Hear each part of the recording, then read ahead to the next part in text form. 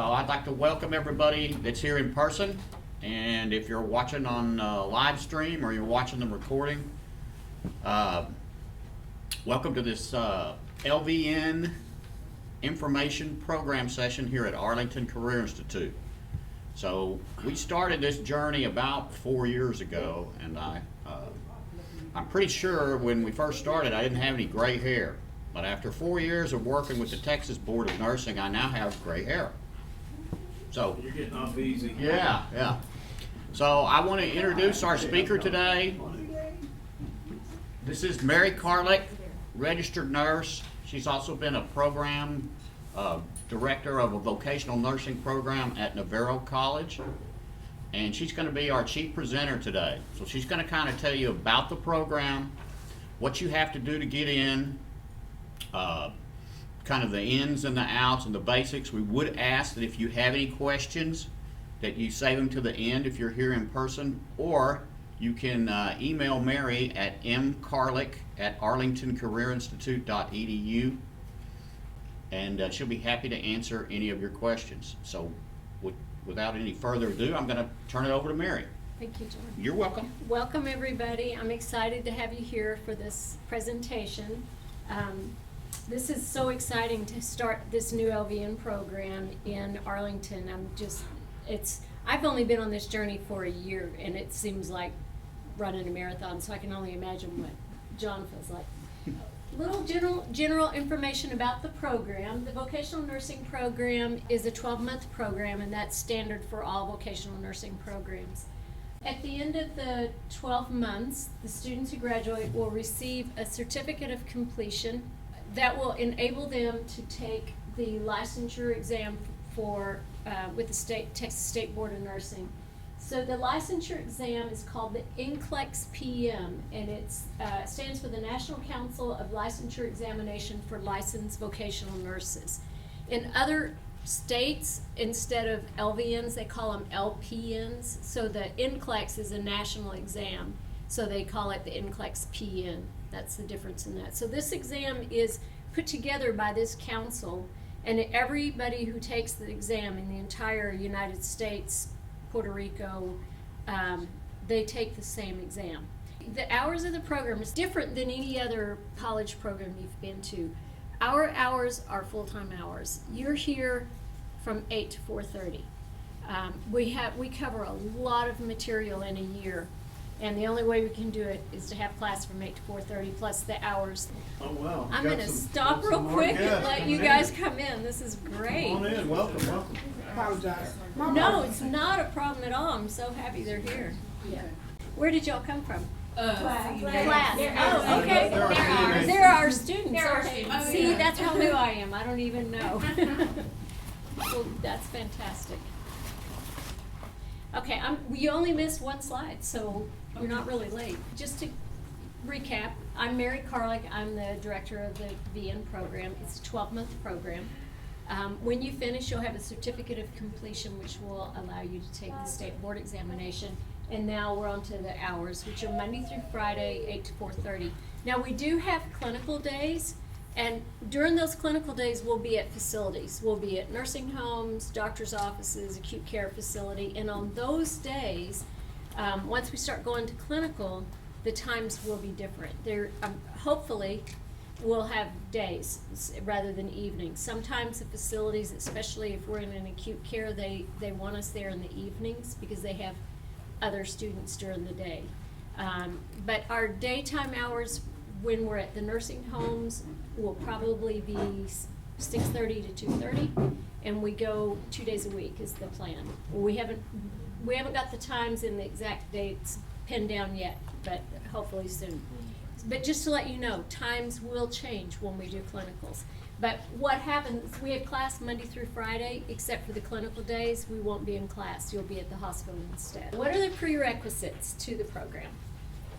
Well, there really are no prerequisites, but there is, you have to go through a lot of steps to be accepted. The state board requires that all applicants have a GED or a high school diploma, and you have to be at least 18 years of age, and you have to be a citizen. I believe you have to be a citizen. I'm not sure on that. So there are no required prerequisites into the program, but several steps have to be completed. And this is why I wanted to have the information session, because it's a little complicated. Admission is based on the ATs test. ACI accepts the top 30 applicants based on their T's score, plus we add a little extra for certain things. So the T's is a test that ATI, Testing Institute, will administer for y'all, and we'll get into what the T's test is in just a minute. So after you take the test, which everybody's required to take, the T's test measures basic English, reading, writing, and math skills. It doesn't have anything to do with health, whether you have any medical. It doesn't test your medical skills or your medical knowledge at all. It's just your basic reading, writing, and math. Don't be concerned about the math. It's basic algebra, which would terrify me because I'm not good in math. It just tests the very basic of it. So, and it's a cumulative score we look at. So what we'll do is once we get those T scores, then we rank them from the highest score to the lowest score. Now, for any of the applicants that are ACI graduates with a 3.0 or better, we add 3 points to your score. If you graduate from our program, one of our health programs, with less than a 3.0, we add 1 point to your score. If you have any prior health-related college credits, we add points to your score. So if you've made it, for every class that you've made an A in, it's a 3-hour class, you get 3 points. If you've made a B, we add 2 points. So there's a way you can add points to that T's test. Once the application date is closed, we have all of our T's test, then we go through your transcripts and we add points where appropriate, and then we rank the top 30, and those are the students that we accept into the program. So if you happen to be number 31, 32, or 33, there is a chance you could get in the program also, and I'll tell you, here's why. A lot of students that apply for BN programs will apply to a lot of vocational nursing programs, or they may also apply to a BS program or an RM program, and if they get accepted into one of those programs, they may choose those programs and not choose our program, unfortunately, and we want everybody to come to us. If that happens, then we go to the next person on the list. Does that make sense? And we accept that person. A little bit about the T's test. So I mentioned the T's test. What is it, and how do you take it? The test is called the Test of Essential Academic Skills. It tests reading, writing, and arithmetic. ATI, Assessment Technologies Institute, administers the test. It's an online test. To take the test, you need a minimum of a 58.7 to be eligible for our program. So you can take the test 3 times in a 12-month period, but we have a closing date that we accept it. And that's pretty standard with all schools. Several schools require the TEAS test. There's another test out there that some schools require, but the TEAS test with ATI is probably the most popular. A lot of nursing schools require this. So you can take it 3 times in 12 months, but you have to take it 15 days apart. So if you take it right away, you leave here and you're like, oh, I gotta take the test, and you don't quite score as high as you want, you can take it again in 15 days. It does cost $115, and that's payable to ATI too. When you take the test, it's payable to the testing center. The test takes about 3.5 hours to take, so it is a long test. So you need to think about that and make sure you have enough time. Now, what you need to take the test is a driver's license and a credit card, because you will pay for the test at the time you sign on. And then you have to have a credit card to pay for the test and or a debit card, a valid ID, and it has to be a picture ID. They use AI technology to determine that you are actually the person taking the test, because you take it from your home. You have to have a computer with a camera on it. and sign, when you sign in. Now, if you don't have that, if you don't have a computer with a camera that has internet, we can make arrangements for you to take the test here. You just need to get in touch with us ahead of time so that we can schedule a place and a time for you to take that test. So they have people on their end that proctor you taking the test. So you can't have anybody else in the room with you when you take the test. They can tell, and it's really interesting. They say that they can tell if somebody's in the background saying things to people. They can pick that up. They can pick up if you're reading something, you know, like looking something up. If you have books around you, I don't know how they do it, but that's what they say. It's magic, I guess. But that's the TEAS test. We have a link that is specific to us, because after you take the test, you'll see the results pop up, but then they also are sent to us. So this is the only link you'll want to use, and this will be on the website, so you can, it'll be hyperlinked on the website, so you can click on it to take your test. Remember, you have to have your credit card and your picture ID handy. When you sign in, you will pay. You'll see the results when you finish, as I said, and then they'll be sent to us as well. And as I said before, you can take it 3 times in a year. Okay, so once you take the test and you have the score that you like, we need, and we'll get the test score. We also need your transcripts. We need either a copy of your GED or your high school transcripts, so that we know that you are eligible to enter into the program. So, and those will be sent to ACI, or you can send them to the nursing department here at ACI. You also have to have immunizations before you can start the program. Now, you can wait until you have an acceptance to get the immunizations, but you have to have them before we go, before clinical. We like to have them done before the first day of class. These are the immunizations that you have to have, or immunization record. Now, if you don't have an immunization record, because if you're like me, I've no idea, you know, it's been lost for years, you can get titers. So if you go to your physician's office, they'll do titers. They'll just draw blood, and it tells you whether you're immune to these diseases, and if you are, you're good to go. You just send that to us. You said, what's it called? Because I'm from Illinois, so I know I don't have none of that. It just asks for a titer. Titer? Yes, it's TITIR. Oh, I don't have it on there. I thought I did. It is. TITER. Oh, yes, TITIR. Concentra does them. Sorry? Concentra, Does them. they do that. Good. I And just you have mine done. Great. You also have to have a physical, just a basic physical, to enter the program. Now, I feel like somebody's going to ask if we're requiring COVID vaccinations. I asked the state board about this, and they said at this time they are not. That is not a requirement for the State Board of Nursing. So, how do we decide who gets accepted? I kind of skipped ahead and already talked about this, but I'll talk about it again. Once the application date is closed, we will compile the TEAS test. Then we will add the applicable points to each of your individual test score. And then we rank highest to lowest, and we take the top 30.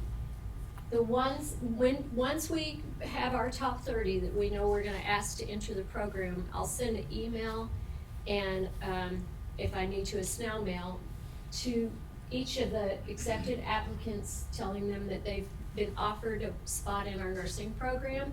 And I ask those applicants to sign a letter of intent, so we know that you're gonna come. If you decide, nope, it's not for me, or you're going to another program, I'd like to know that too, so that I can fill your spot with another person. We want those spots filled. The rest of the applicants will be placed on an alternate list, and any vacated spots will be filled by the third class day. So if somebody accepts their spot in the program and they don't show up, they have till the third class day, and if they don't show up, then we go to the next person.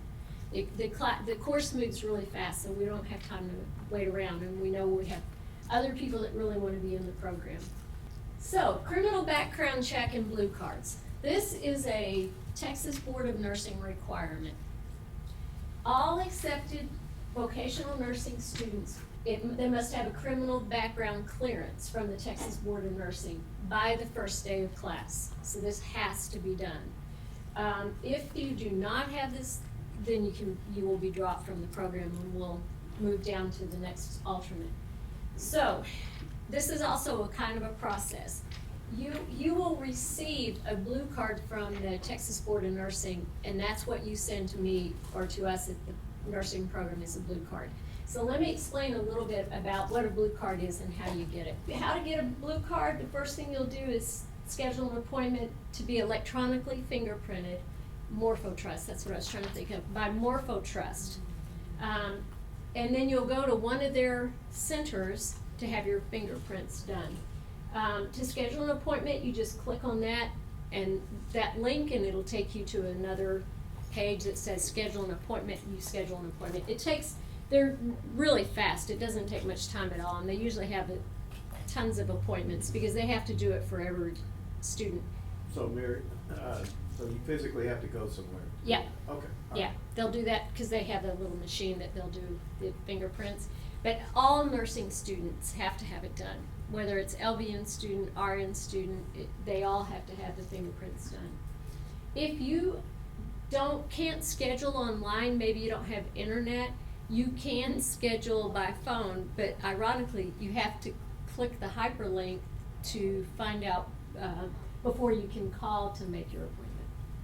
So, but they do provide for that if you can't schedule it online.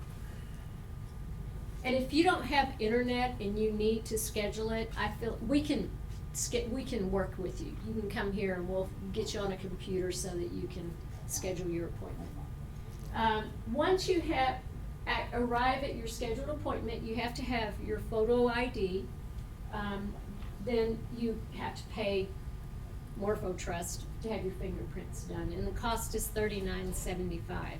It's like I think it's actually $29.75, but they charge you a $10 processing fee, so it's $39.75. If you don't have a Texas driver's license, there are alternative forms of IDs, and there is a link that'll be on the website that you can click on to make sure you have that alternative form. I believe a passport will work, and the driver's license, by the way, must not be an expired driver's license. It has to be a current driver's license. At the conclusion of your appointment, they will give you with a receipt stating that you were fingerprinted. Do not throw that receipt away, because if something happens, you want to have proof that you actually went and got fingerprinted. You never know, things can happen. And then this is a link that you can click to follow the progress of where they are in your fingerprinting processing. Now, once they do the fingerprinting, they do the background check, it goes to the State Board of Nursing. It does not come to us. We don't know, we don't want to know. But once the state board clears you and says, yes, this person does not have a criminal background check, they will send you a blue card, and that blue card is what you need to send to us. That's all we need. We don't need to know because sometimes there may be something pop up in your criminal background, and you have to do, and we'll talk about it in a minute, a declaratory order. It may be, if it's something little, they'll still give you a blue card. If it's big, then you have to have a letter from them that you send to us saying that you're okay to enter into the program. So when you get the blue card, you will send it to the vocational nursing department at Arlington Career Institute, or if you send it to the school itself, it'll come to me. What if you have a criminal background check? If you have a positive criminal background, if you have a criminal background, that does not mean that you're not eligible to be in the nursing program.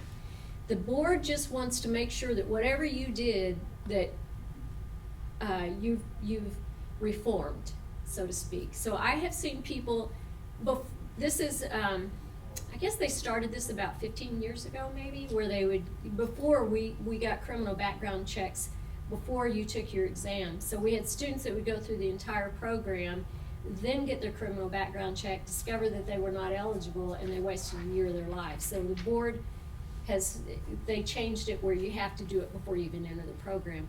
But I've seen students that have had positive backgrounds, that have maybe done more than just criminal mischief as a child. Maybe they did something, breaking and entering or something like that, that the board cleared them. So don't think because you had made some mistakes when you were younger that you can't get into the program.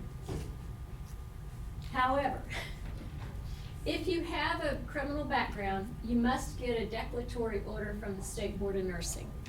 This is a more complicated and a more costly process. A petition for declaratory order is a formal disclosure to the board of an eligibility issue that may prevent you from taking the NCLEX exam. So this is all about getting through the program, the examination. That's really what they're focused on. So it could be something on your criminal background. There are also questions that they ask you about mental health. So if you've ever been institutionalized for, I don't have this on the slide, I forgot to put on there, but if they've ever been institutionalized for something like schizophrenia, they want to know. It doesn't mean that you can't be in the program, but they need to investigate that. They want to make sure that, you would be safe practicing as a nurse. If you had to answer any of those questions positively, or if your criminal background pops up that something happened, you have to get a declaratory order. The declaratory order permits the board to make a decision regarding your eligibility. So they'll take into account, they have a committee that meets, and they'll take into account if you have, say, a mental health issue in your background. They'll look and they'll say, oh yeah, well, they were hospitalized for depression or whatever, but everything is good. And they'll give you this declaratory order saying, yep, you're clear, we think you're gonna be a great nurse. Or you may have had something pop up on your criminal background. Oh, when he was 16, they broke into a car, or they did criminal mischief or whatever. They're good to go. With the declaratory order, you should submit to the State Board of Nursing a declaratory order and $150 if you have a criminal background check that pops up. They'll let you know. They'll say, oops, they'll contact you and say your fingerprints came back and your criminal background check came back and said that you have been into some big trouble. So you have to pay us $150 to do this investigation. However, if in another situation, you won't have to pay them, but you still have to do a declaratory order. So if you submitted fingerprints as part of the new accepted student roster, meaning we have accepted you in the program, but you received a blue card, which you will send to us, but the board says you had to disclose that you had mental health treatment, we need to look into that. They'll want a declaratory order, but you don't have to pay them. And you have a blue card that you can send to us. Does that make sense? So you can, whatever the board tells you to do, you just say yes, ma'am, and you do it, pretty much. They'll be pretty specific with what they want. For more information, we'll have this hyperlink in this slideshow on the website. They have loads of information on the declaratory order. Then the last thing, if you jump all those hurdles, the last thing that we need is a American Heart Association BLS card, which is a basic life support certification. But if you don't have one, don't worry, we can offer that as part of our class. So we will get it for you in the first part of our curriculum once school starts. Mary, the CPR training, it's basically CPR training, correct? Yes, but it has to be BLS for healthcare providers. Okay. Yeah, an American Heart Association. So I have questions, but I'm gonna let Tommy talk about financial aid, and then we'll open the floor to questions. Yeah, Well, I'm pretty sure if you took BLS here, that you're in good shape as long as you made your renewals. Okay, the next is we're gonna cover, Tom's gonna cover some, points on financial aid, and then we'll open it up. Now, I don't know if Mary covered this or not, but you guys could probably figure from what she talked about, the schedule and all that, if you're trying to do this and work full-time, you're really gonna have a hard time. So we really recommend that if you're gonna work, you just work part-time. And while John is up here, I don't know if Mary covered this, but our projected start date for the first class is at September 28th. right now we're saying yes, right around there in the fall. That's the first I've heard, that's Okay. great. Well, that's what, I've got that on my presentation, so I Yeah. just wanna make sure. So you've got some time to get all this stuff done. Right, and that was my next point. I mean, there is a lot, if you wanna be eligible to get into that class, it looks like there's a lot of preliminary things that you need to do. Yeah. And so you guys were, a lot of y'all were on a list that y'all had mentioned you had an interest way back when you were in school here or had called in. And so we kind of sent this out to you guys first before we open it up to the general public. And once that happens, well, I mean, from what I've been told, that we're really gonna have a lot of applicants. So we wanted to give you guys the first shot. Okay, you ready, Tom? I'm ready. it. Okay, welcome all of you. Glad to see you here. I'm Tom Vecchio. I oversee the financial aid and the business office. Lots of fun, right? Numbers. I don't know about you guys, but I'm so glad to see the sun finally today after what, it's been about 4 days? Okay. So, if you want to apply for financial aid for the program, I'm going to kind of walk you through those steps briefly. But the picture up here right now is some of our past medical assistant graduates. And it's an investment in your future. Time and money invested in education always brings the best return. That's a Benjamin Franklin quote. And basically what he's saying there is that what you're investing in, your education and training, is something that's going to pay off the rest of your life. Not only for you, but for your family too. It's going to help provide you a better living and a better living for your family. So that's really what you got to look at when you're investing in time and money in education. It's going to pay off the rest of your life. And the other thing about this picture, these guys all finished the program. They graduated. They started something and they finished. And the captioning on the bottom says this is the way you want to end up. You want to end up a graduate. So when you start this program, that's your goal, of course, is to finish. Okay. When the pandemic hit last year, prior to that, we used to pretty much do all of our financial aid in-house. We would have the prospective student come in, we would sit down, we would assist them with their FAFSA. Well, that kind of all went away, and what we have now is we have our own ACI financial aid portal. All right? So if you want to apply for financial aid at ACI, the first step is to set up your portal. And the way you do that, number one, it says up there, you request a link from us, from the financial aid office. And I'll give you the contact information here in a minute. But that's the first thing you want to do, is you want to go in there, set up your ACI financial aid portal, create a username and password. All right? Save that basic demographic information. And by the way, has anybody ever done a FAFSA? Okay, all right, good. All right, so that's step number one. And then it says the next step is to complete your FAFSA. All right? And you want to do the 21-22 FAFSA. That's the one that you can use in this program. Because when you go into the FAFSA website, it's going to ask you that, which one do you want to do? And right now the choices are 2021 or 21-22. You want the 21-22. All right?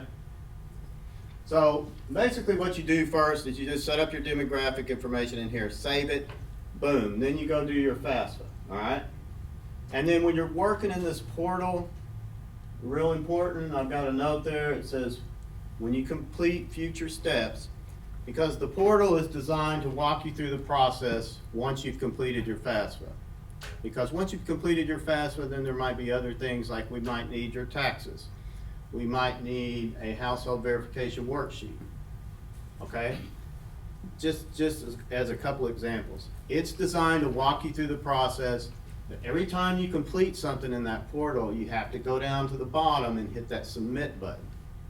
So make note of that. Okay. All right, let's talk about completing the FAFSA. Again, I already talked about you want to do the 21-22. And that, the 21-22 FAFSA is based, the income information they want to know is based on 2019, okay? So if you file the tax return for 2019, it's going to ask you about that. There's a portion in there. And I don't want to get too much into the detail of how to do a FAFSA, but we'll touch a couple of things right here. The third thing it says down there, you want to determine your dependency status. The federal government, when it comes to financial aid, there's two types of students. There's independent and there's dependent. So in the FAFSA, you'll see it says, dependency question or determine your dependency. And basically, you want to do that before you do anything else. All right? And my note up here says anyone born before January 1, 1998, you're automatically independent. It doesn't matter if you live with mom or dad or whatever, mom and dad are giving you money.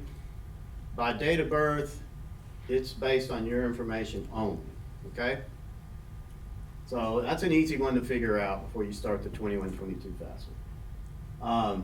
If you're a dependent student, then you're gonna have to include your parents' information.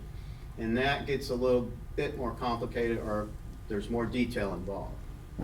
All right, and again, the ACI financial aid staff, we're all here to help you. We're not gonna leave you out there on a limb trying to complete this process. Because anytime you're dealing with the government, things can get kind of complicated. But we've been doing this for a long time and we can help you through the process. But here's the thing, you guys have to do the FAFSA. We can't sit down and do it for you. We're here to help you, we're here to guide you, but you have to do it, all right? And you have to make it a priority if you want to come to school, find out what you're eligible for. You gotta make it a priority. And then have your 2019 taxes handy. If you didn't file a 2019 tax return, that's no problem. All right, it'll tell you what to do about that. And then submit your FAFSA once you've completed all the information. Now, what happens then is it sends out your information and it creates what is called a student aid report. And on that, we get a copy of that, and you'll include our school code in the FAFSA. We'll get a copy of it, you'll get a copy of it. And what the ACI portal is gonna do, assuming you put your email in there correctly, it's gonna email you saying, hey, you need to jump back on the portal and complete the process. And the process is you're gonna complete any required documentation, such as those two things I mentioned before. You're going to create a master promissory note if you're eligible for the federal student loans. And then the final thing you're gonna do is what? Once you're done with all that? Hit that submit button, okay. And then, okay, hang on just a second, and then the last thing it shows you, once everything is done, it will bring up your award letter and show you exactly what you're eligible for. Now, a lot of times, students have questions of that portion of the process. Again, we're here to answer any questions or help you, help clear up anything that might be confusing, okay? Yes? I just can't see the school code. Can you tell me It's, what that is? yeah, it's 016944, I'm sorry. That's okay. Yeah, so at some point in the FAFSA, it's hey, what schools do you want this sent to? And then you plug in that code, it brings us up, you select our school. The contact information is, that's our general email to the financial aid office. And then there's some hyperlinks on there. And by the way, this presentation is available for anybody that wants it emailed to them, so. So, what's the bottom line? How much does it cost to do LVN at ACI?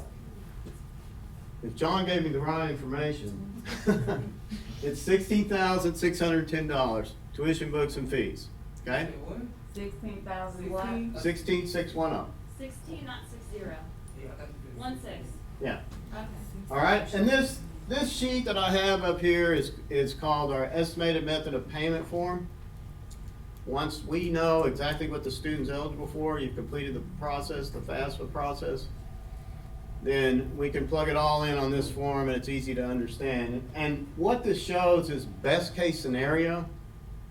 i.e. somebody that's eligible for the full grants. And by the way, there's two types of financial aid. There's grants and there's federal student loans. The grants, you do not repay. The student loans, you start repaying 6 months after you leave school, right? Y'all Okay. are gonna have a lot of people wanting to come here. That is a really good price. That's why I was looking at it. That's awesome. Yeah, and but you know,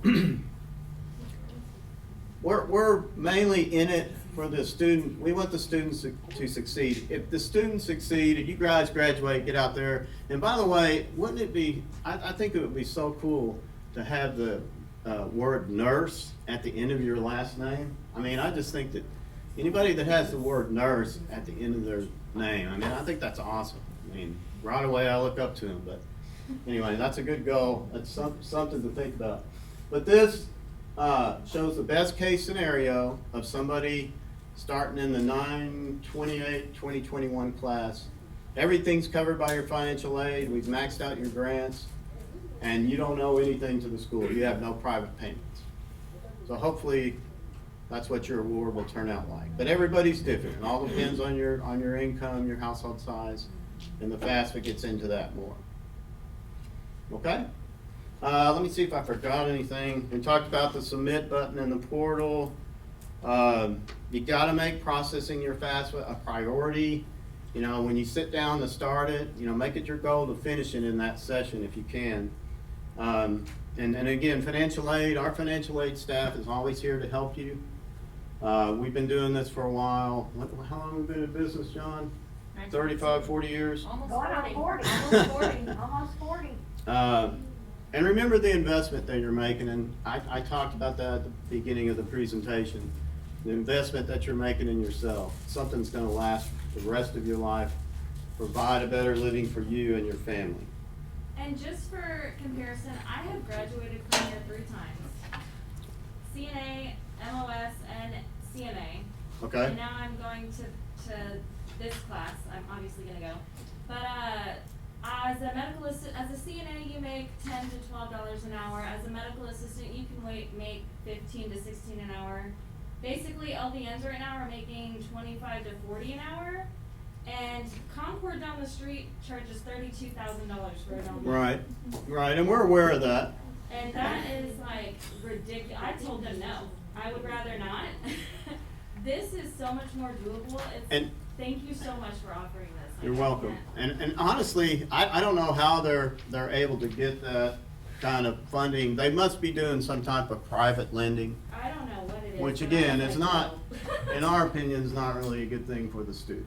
I came in a little bit late, and I know that you were talking about where you do clinicals. Is that at a assisted living facility? We or- will be doing, so far we have secured clinical facilities at Neuro Center, at WeTOTS Pediatrics. Some of it will be observation rather than hands-on, just because of what the scope of practice for Is that for LVNs the are. second semester, or do we just jump right in? We will, most of the first semester will be in class, and then toward the end of the first semester we'll go, we also are in nursing homes.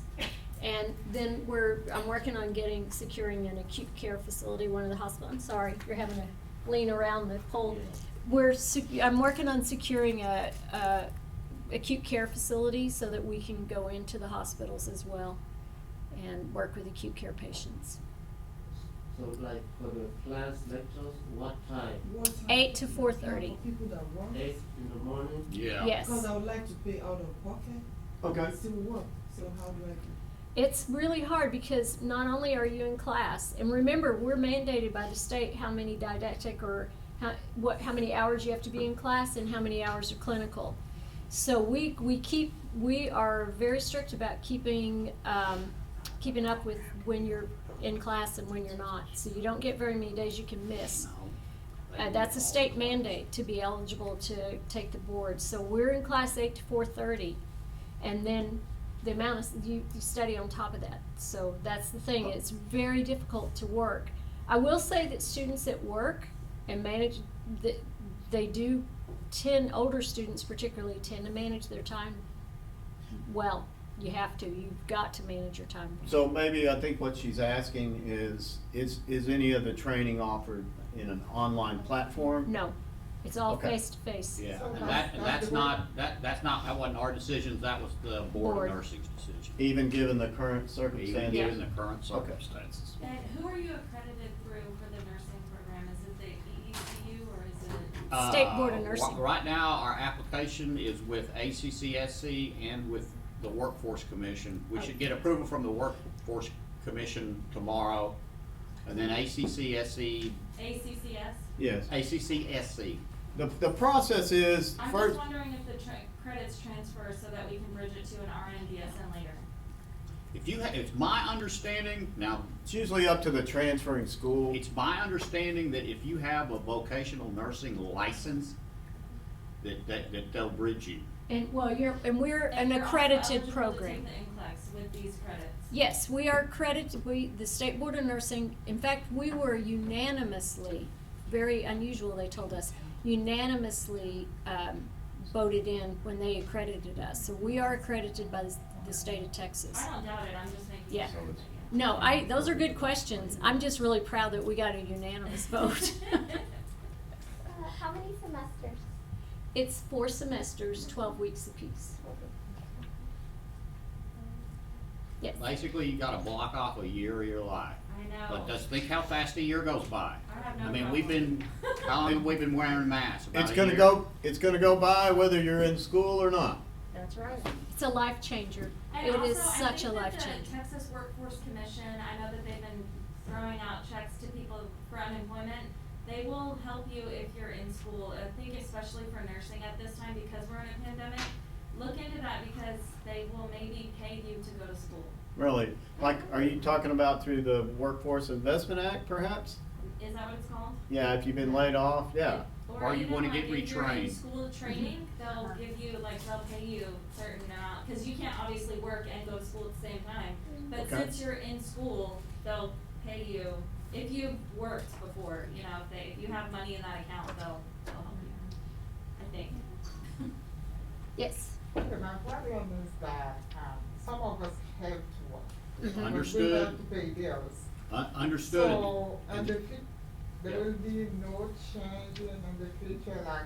Not it for will be this just one program, and section? what we have to do, and that's a great question. What we have to do is we get one class of 30, that's all they'll let us have. Okay?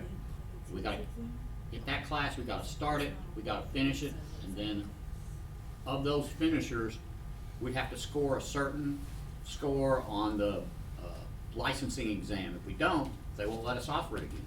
If we do, then that'll open things up more for more students, which means more flexible schedules and possible, maybe online learning. This first class has to be this way. That's why for some people, it's just not a good fit. I mean, there was a time in my life, somebody said, you have to drop everything in 3 months, you can't work full-time anymore, you gotta work part-time, and you gotta go to school for a year.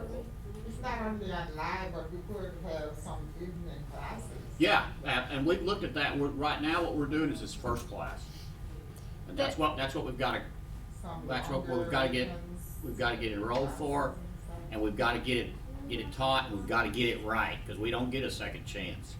And I know places like TCC won't let you work either. Now, if you look at the programs around, our program So- is set up like pretty much every other program in Texas. So if you do, investigate it, because that is a really good question. But Mhm. investigate it, go to those other programs, Dallas County Community College, Concord, Navarro College, there's one at Tarrant County. Look at them, because you'll see that we are BCC. pretty much, they're all the same, because we're mandated by the state so much of what we do. And it's unfortunate, it's hard, but I will tell you, the amount of time it takes to get through the program. When you take regular college courses, and I don't wanna scare anybody off, but I'm being real here. When you take regular college courses, you might take 9 credits a semester, you might take 12. We stack classes, so you may be taking 19 hours in one semester or 21 hours because of the way we stack. It's a lot, and there's a lot of reading. So and I usually say this for when we do our orientation, but it's a lot we ask you to do, and we know we're asking a lot of you. It's tough. And you know, it's people's lives, so it has to be tough. but it is the most rewarding thing I've ever done, and that's why I love teaching. And don't be scared to get loans because they have loan forgiveness programs for nurses specifically. And on top of that, if you qualify, you can get, and guys, I don't work for the school or anything, I just have worked so much and am like basically schooling and education, or a job. But, you can also get stipends, which means that you take from the loan and pay it back later. But then again, if you get forgiveness, you can, Yeah, that's not a have good- to pay it back. And then there's so much assistance, there's childcare assistance, I have 3 kids, where the government just pays for your kids to go to school, if you've got young kids. So, I don't know, but I think, to me, fear is the worst thing that you could ever do. It's the only thing that really holds you back is to be scared, but if you feel like it's what you should do, then go for it. And then later on, if you're making $40 an hour, you can pay back the loans, like, it's not a big deal.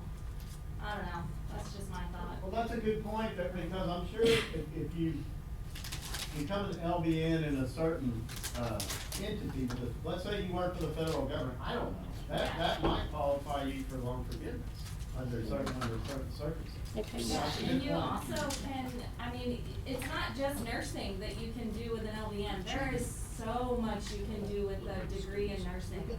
There's teaching, you can teach, you can do paperwork, you can do filing, you can do coding, you can do MDS work. And I've been in the medical field since 2014, and I just I'm like, what else can I get? And I have everything but a nursing degree, and that's what I'm missing. So, like, it's such a big step in your future. I mean, and if y'all decide to come here, you'll see me, I'll be in class. Like, I'm seriously gonna, I'm a student here, like, for life. That's great. Did you have a question? I'm trying to figure out how it's gonna work for me. I'm a doula and a student midwife, well, I'm a midwife assistant. Mhm. So the hours, babies come when babies come. Right, so I understand I don't know that. how it's gonna work. That's something you'll have to really think about, and think about Plan Bs too, because of the time constraints, because we have to have you in class so many hours. Once you hit that point where you've missed so much class that you've gone beyond what the board's minimum amount of hours you're in class, we have to drop you. We have no choice. You can't pass because you've surpassed what the State Board of Nursing says you can be in class. Does that make sense? So that's unfortunate, but it's a reality, yes. Yeah, is it Monday to Friday? Yes. When will we start the clinicals? The clinicals will be toward the end of the first semester, and usually it's 2 days a week.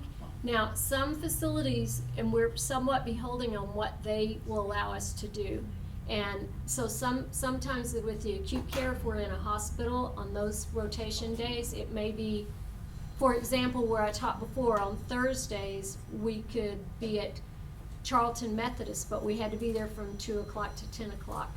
And then Friday was a half day in the lab. We only had it 1 day a week. So we are a little bit more flexible when it comes to the clinicals as far as the time of day.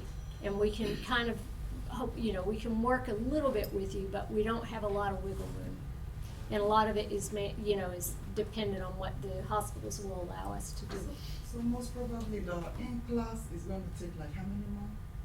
before- It's all, you're still Monday through Friday except for clinical, which is either gonna be 1 to 2 days a week, and that'll be for the entire program.